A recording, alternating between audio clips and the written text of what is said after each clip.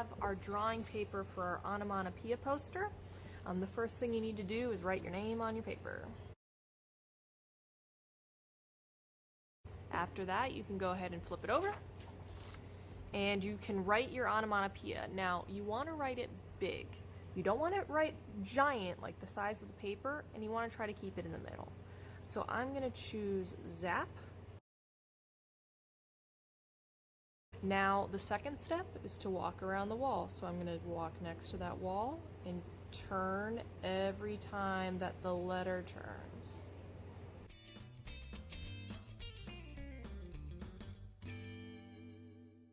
So I need to find the letters that have enclosed spaces, and I'm going to put a donut hole there. And now I'm going to erase the wall. Now that I erased the inside, I'm ready to make a border around my letters. Now, there's a couple different lines that you can use. You can use a zigzag line that goes around the edge. You could use a wavy line like this, or a curvy line, and then a wavy line, where it's like a letter U, U, U, U. And this one has curls on the top and the bottom. So I'm gonna pick the zigzag line, and I don't wanna have it too close to the edge, and I don't wanna have it too close to the letters. I just kinda want to have my zigzag kind of in between the two. And then every time I need to turn, I like to turn my paper and keep that zigzag going.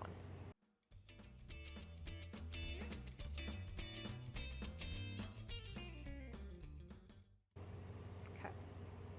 So now what I'm going to do is I'm going to take a black marker and trace everything that's pencil. The tricky thing is, you have to tell yourself in your head not to trace the part that you erased. I know that you can still see the pencil. You have to tell your brain, hey, don't trace that in marker. So I'm going to go ahead and do that now.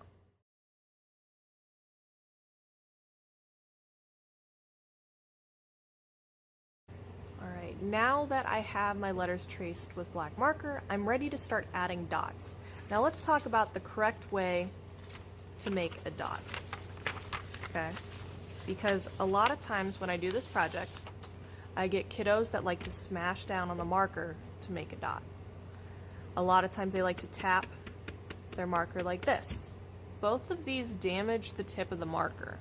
Alright, so what you need to do is place the marker down, give it a little wiggle, and then lift it up. If you're pushing too hard on my markers, you're going to break them. Please don't break my markers. Alright, so you don't want your dots to be too big. You don't want your dots to be too tiny. Okay, you can barely even see that dot on the video. Okay, about that size is a good size. Alright, so I'm going to go ahead and add dots to all of my letters.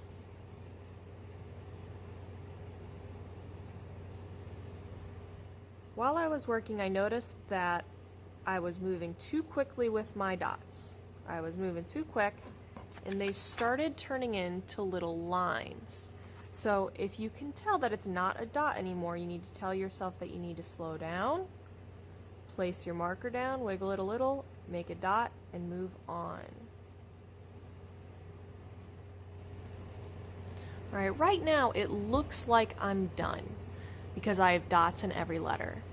But it's not even across the board. There's clearly more dots in the Z than the A or the P. So you can ask me if you're done, and if I tell you that you need to put more dots in a certain letter, please don't yell at me. Don't just go, ugh, ah, right? I hate that. All right, just say, okay, Miss Roth, and then go ahead and continue adding more dots.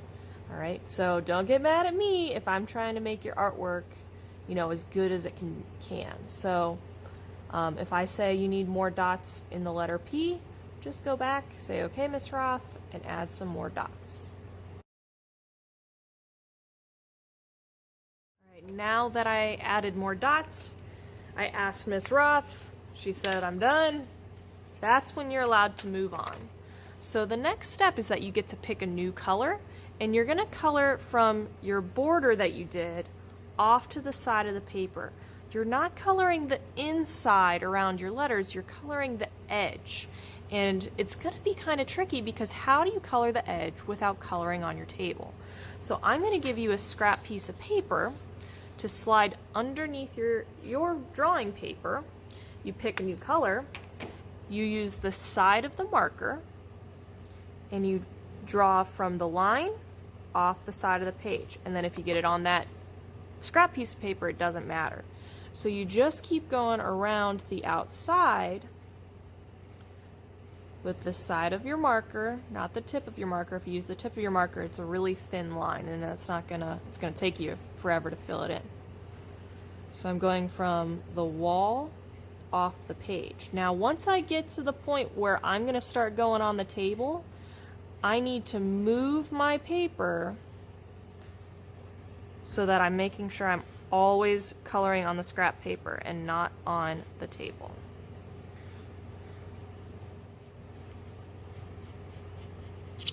Alright, so now that I'm done, I like to go back and check to make sure there's no little white spaces around the border.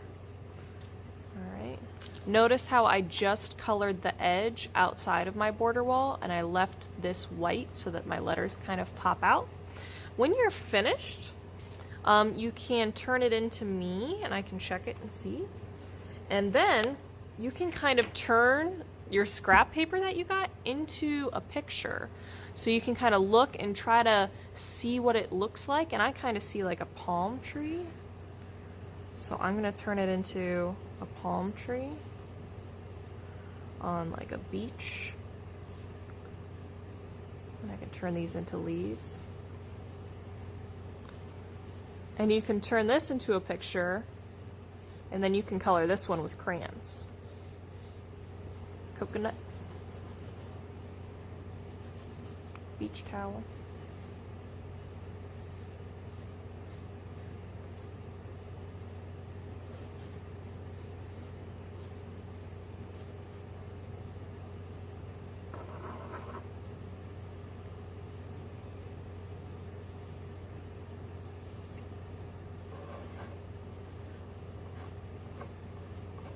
So whatever your picture looks like, you can draw it into a new one.